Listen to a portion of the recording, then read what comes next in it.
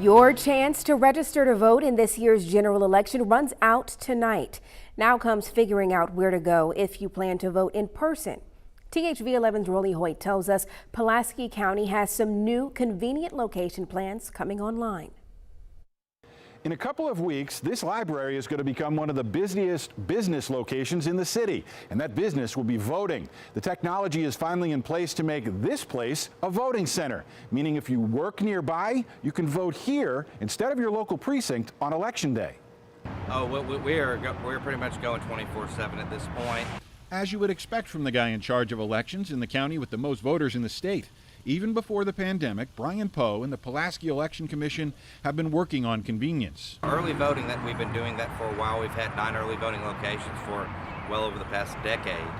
But this is going to be the first election where we're actually going to have those voting centers available on Election Day.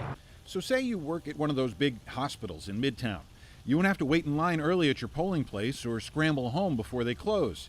Clinton Children's Library and Fletcher Library will be able to handle anybody from Pulaski County. So on Election Day, we're going to have 12 locations, the locations that also serve as our early voting centers. And anybody who is registered in the county will be able to vote at any one of those. That's because computer tablets have replaced paper voter rolls. They'll be able to tell if you try to vote twice. As for mail-in votes, Pulaski County has about 20,000 absentee applications. They can start getting them ready to be counted in 2 weeks, at the same time as the start of early voting.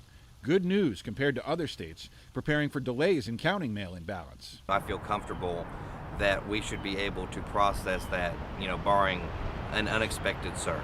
We want to provide as many opportunities as we can for people to vote and to spread that out over as many locations as many times as possible.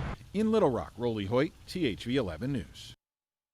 Now, Poe did say some voting locations have changed this year, which we made note of on Friday's 10 o'clock newscast, but they found replacement sites in every precinct.